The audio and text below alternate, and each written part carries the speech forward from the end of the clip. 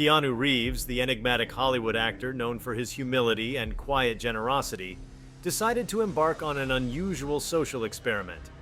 Inspired by a desire to explore the disparity between how society treats the wealthy versus the destitute, he devised a plan to go undercover as a homeless man. But this wasn't just a philosophical exercise.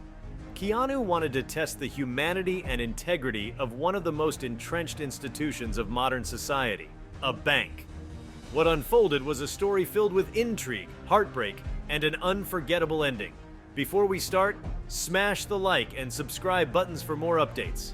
For weeks, Keanu immersed himself in the world of the unhoused, learning their struggles and observing the way people treated them. He grew out his beard, weathered his clothes with mud and grease, and perfected a limp that made him seem older and more fragile than he truly was. The transformation was uncanny. Gone was the polished, charismatic star who had captivated audiences in blockbuster films. In his place stood a man who looked like he had weathered years of hardship on the streets. It was a role unlike any he had played before, and it demanded an authenticity that went far beyond the camera. Keanu chose a modest branch of a major bank in downtown Los Angeles as the stage for his experiment. The branch was located near a bustling area frequented by the homeless, making it the perfect setting for his disguise. On the first day, he sat outside the bank's doors with a battered cup in hand, asking passersby for spare change. His goal wasn't to collect money, but to gauge reactions. Most people avoided eye contact. Some looked at him with pity, a few with disdain. Only one young woman offered him $1 and a warm smile. The rest either ignored him or quickened their pace, eager to escape the uncomfortable encounter. Keanu's real test began when he walked into the bank. Clad in his torn jacket and mismatched shoes, he shuffled up to the counter and asked to open an account. The teller, a woman in her mid-30s with impeccably styled hair and a sharp blazer, gave him a once-over that spoke volumes. Her smile was tight, her eyes assessing him with thinly veiled skepticism. "Do you have any identification?" she asked, her tone professional but distant. Keanu produced a worn state ID and a crumpled bill. "I'd like to deposit this," he said, placing the bill on the counter. It was only $20. The teller hesitated. "Are you sure you want to open an account with just $20? She asked, her voice tinged with incredulity. Keanu nodded, playing his part with conviction. She sighed and began the process, her fingers moving across the keyboard with the air of someone doing something beneath them. The entire interaction was fraught with subtle condescension. When she handed him the paperwork to sign, she didn't bother to explain the terms, assuming he wouldn't understand them. For the next week, Keanu returned to the bank daily. Sometimes he would sit in the lobby pretending to warm up, and other times he would inquire about small financial transactions. Each visit revealed more about how the staff treated him. Security guards watched him closely, ready to intervene if he lingered too long. Other customers avoided sitting near him, their body language stiff with discomfort. The tellers were polite but curt, their smiles more performative than genuine. On one occasion, Keanu asked about taking out a small loan. The bank manager, a man in his early 40s with a crisp suit and a practiced air of authority, barely concealed his irritation. "We typically don't offer loans for such small amounts," he said, his tone dismissive. When Keanu pressed further, asking if there were any programs for people like him, the manager's patience snapped. "Sir, we have policies in place for a reason. Maybe you should consider other options." The implication was clear. Someone like him didn't belong here, but Keanu wasn't deterred. He knew that the true heart of his experiment lay not in the bank's policies but in its people. He wanted to see if anyone would rise above the stereotypes and preconceived notions to treat him with genuine respect and kindness. Days turned into weeks, and while there were moments of fleeting compassion, a teller who offered him a coffee, a security guard who shared a kind word, they were exceptions rather than the rule. For the most part, he was treated as an inconvenience, a problem to be managed rather than a person to be helped. The climax of Keanu's experiment came on a Friday afternoon. The bank was bustling with activity, and Keanu, still in his homeless guise, walked up to the counter once again. This time, he pulled out a stack of crisp $100 bills from the hidden folds of his jacket. The teller's eyes widened in disbelief. "I'd like to deposit this," he said, his voice calm but firm. The stack totaled $50,000, a sum that immediately transformed the perception of everyone around him. The atmosphere in the bank shifted dramatically. The manager, who had previously dismissed him, rushed over with a beaming smile. "Mr. Reeves, is it?" he said, suddenly remembering his name from the ID he had previously disregarded. "Please step into my office. We can discuss how to best manage your account." The other customers, who had avoided him earlier, now looked at him with curiosity and respect. The transformation was almost comical in its transparency. Keanu followed the manager into the office, carrying the weight of his observations with him. Once seated, he revealed his true identity. The manager's face went pale as Keanu recounted every interaction he had experienced over the past few weeks. "This wasn't just about me," Keanu said, his voice steady but charged with emotion. "It was about how we, as a society, treat people who seem to have nothing. And what I've seen here is a microcosm of a much larger problem." The manager stammered an apology, but Keanu held up a hand to stop him. "I don't need your apologies," he said. "What I need is for you, and everyone here, to think about the way you treat people, regardless of their appearance or circumstances. You never know who they might be, or what they might be going through." Word of the incident spread quickly, and the story made headlines, sparking widespread discussions about classism and the hidden biases within financial institutions. Keanu's bold experiment became a catalyst for change, prompting the bank to implement sensitivity training for its employees and launch programs aimed at helping underserved communities. But for Keanu, the true victory was the conversation it ignited, a reminder that every person deserves dignity and respect, no matter how they appear. The story of Keanu Reeves' undercover experiment continued to ripple through the corridors of the financial world and beyond. While his initial revelation at the bank had made an indelible impact, Keanu wasn't content to leave the issue at a single institution. His journey had revealed more than the bank's systemic flaws. It had exposed a glaring societal gap in empathy, one that extended far beyond its walls. Determined to explore the depths of this disparity, Keanu decided to expand his experiment into other spaces where judgment often preceded compassion. With the same dedication he had brought to the first phase of his undercover work, Keanu prepared for the next. This time, he chose to target a larger chain of banks spread across different socioeconomic areas. The goal was to uncover whether treatment varied based on location, clientele, or the culture of individual branches. Would a bank nestled in an affluent neighborhood offer the same dismissive response to a man who appeared homeless as one located in a more diverse community? These questions drove him forward. Keanu refined his disguise, adding layers of realism. His new persona, which he named Joseph, had a backstory. Joseph was a man who had once worked as a carpenter before an injury left him unable to work. Medical bills had drained his savings, and he found himself without a home. The story was pieced together from the real lives of the people Keanu had met during his initial immersion among the homeless. Every detail, from the way Joseph spoke to the way he carried himself, was meticulously crafted. The teller's response was nearly identical to what he had experienced at the first bank. She asked for identification and questioned whether he had sufficient funds to meet the minimum balance requirement. When Keanu produced a $20 bill, her expression shifted subtly, a mixture of pity and disbelief. "We do have basic accounts," she said, her voice laced with doubt. The interaction was perfunctory, and Keanu left the branch feeling the same invisible wall of judgment. Next, he visited a branch in East Los Angeles, a community known for its vibrant diversity, but also its economic struggles. The difference was palpable the moment he walked through the door.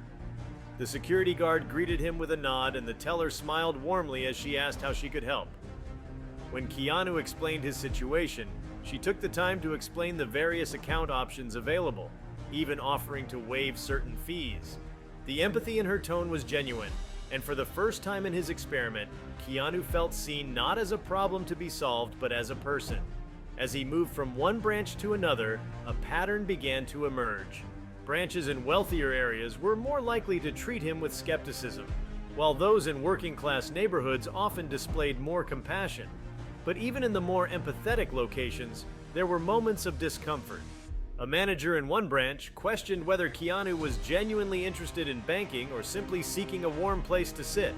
Another outright suggested that he consider community shelters instead of financial services. Each interaction added another layer to the complex picture Keanu was painting of modern societal dynamics. Beyond the banks, Keanu decided to test other institutions. He visited a local government office to inquire about assistance programs and a high-end restaurant to see if he could secure a table. The government office was a bureaucratic labyrinth, with long waits and staff who seemed overworked and indifferent. "You'll need to fill out these forms," one worker said, barely looking up from her screen. The restaurant was even more disheartening. Before he could step inside, a host intercepted him, stating that the establishment had a strict dress code.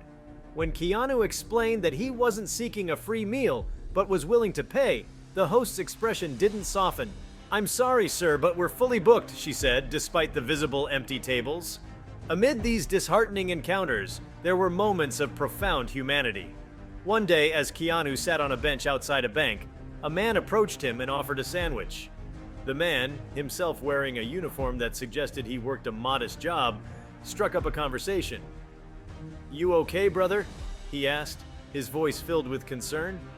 Keanu thanked him and assured him he was fine, but the interaction lingered in his mind.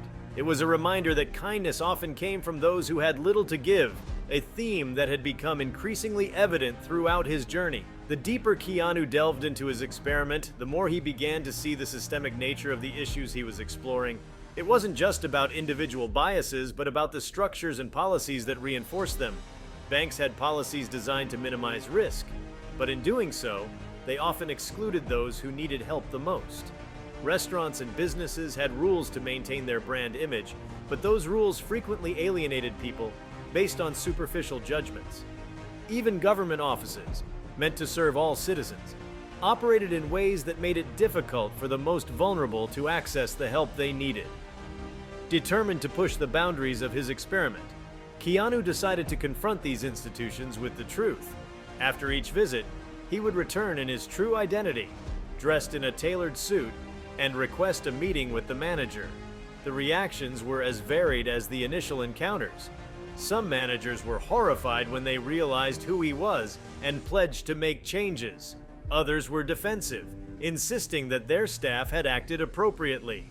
Keanu documented these responses, building a compelling narrative that he planned to share with the world. The climax of his expanded experiment came during a televised event he had secretly arranged. Partnering with a prominent journalist, Keanu compiled footage from hidden cameras he had used during his visits. The footage showed not only his interactions at the banks, but also the contrasting treatment he received when he returned as himself. The journalist moderated a discussion with representatives from the institutions involved, presenting them with the undeniable evidence of bias and disparity. The broadcast sparked a national conversation, drawing attention to issues of inequality, empathy, and systemic failure. Banks announced new initiatives to serve underprivileged communities.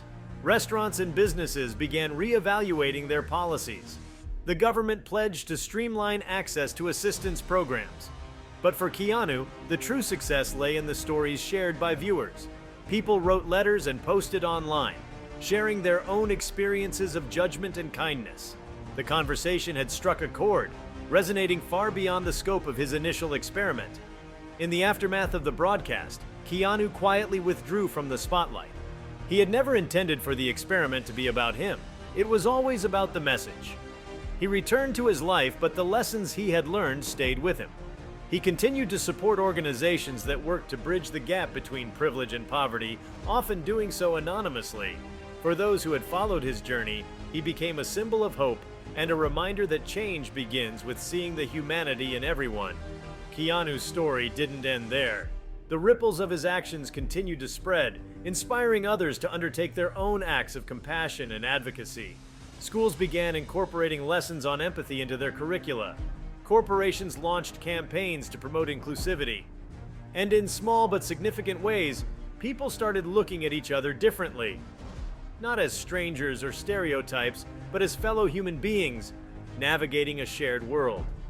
Years later, Keanu was walking down a street in Los Angeles when he saw a man sitting on a curb holding a sign that read, "Anything helps." Without hesitation, Keanu stopped, reached into his pocket, and handed the man a bill.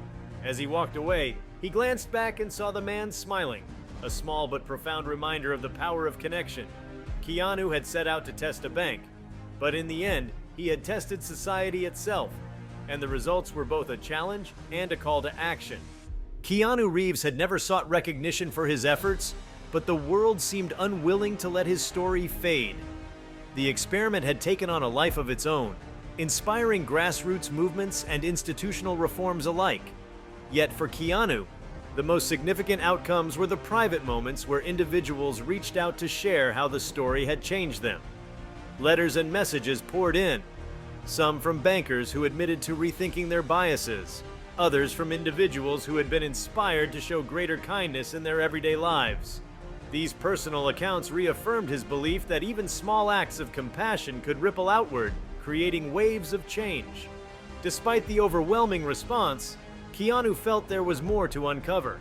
He knew that the problem wasn't limited to financial institutions or businesses. It was woven into the fabric of society, reinforced by years of conditioning and systemic neglect. One of the most poignant realizations he had during his journey was how often people felt powerless to address these issues, even when they wanted to help. Many of the bank employees and business owners he had spoken with during his follow-up visits confessed that their actions were driven by policies they had little control over. This insight deepened Keanu's understanding. Changing attitudes was one thing, but dismantling the structures that perpetuated inequality was an entirely different challenge. To tackle this, Keanu began working behind the scenes with community leaders, policymakers, and advocates for the unhoused. His goal was to bridge the gap between those experiencing homelessness and the institutions meant to serve them. He invested in programs that provided financial literacy training to underserved communities, ensuring they could navigate the banking system with confidence. He also funded pilot programs that partnered banks with local shelters, creating pathways for individuals to transition from homelessness to stability with access to no-barrier accounts and small loans. Keanu's involvement didn't stop at funding. He attended meetings with policymakers to push for changes in how government assistance programs were administered. One proposal he championed was the creation of mobile financial units, vans equipped with banking services that could travel to areas where the homeless congregated, providing them with access to accounts, savings options, and financial counseling. These units became a tangible symbol of the inclusivity Keanu had envisioned, breaking down the literal and figurative walls that separated the marginalized from mainstream society. Meanwhile, Keanu's experiment continued to inspire art, literature, and discussions in classrooms and boardrooms alike. Filmmakers approached him with offers to adapt the story into a documentary, but he politely declined, insisting that the focus should remain on the issues rather than his involvement. Instead, he suggested they document the lives of the people he had met during his experiment, those whose stories were often overshadowed by the larger narrative. In a quiet moment of reflection, Keanu acknowledged that his journey wasn't just about exposing biases or sparking reform, it was about holding up a mirror to humanity. The true test of a society, he realized, wasn't how it treated its wealthiest or most powerful, but how it cared for its most vulnerable. And though the work was far from finished, he was content knowing that the first steps had been taken. Keanu Reeves's experiment became more than a story. It evolved into a movement. Inspired by his actions, communities across the country began hosting empathy workshops, where people from different walks of life could share their experiences and perspectives. These gatherings, often held in libraries, community centers, and even public parks, fostered an understanding that transcended class, race, and circumstance. Attendees often cited Keanu's story as the catalyst for their willingness to engage in these conversations, proving that one person's actions could ignite collective change. Keanu, however, remained grounded, focusing on the long-term impacts of his work. He quietly supported the creation of an online platform where individuals facing homelessness could access resources, connect with financial advisors, and share their stories without fear of judgment. The platform grew rapidly, empowering thousands to take steps toward financial independence and stability. Through it all, Keanu kept a low profile, avoiding public ceremonies or accolades. He knew the real heroes were the people who embraced change in their daily lives, those who saw dignity where others saw desperation. As he walked through the streets of Los Angeles one evening, unnoticed and at peace, Keanu smiled. The work would never be done, but progress had begun, and that was enough. If you liked this video, please give it a like and subscribe to our channel. Also, leave your comments below and tell us, what are your thoughts on Keanu Reeves disguised as homeless to test a bank? We want to hear from you. Thank you for watching, and see you next time.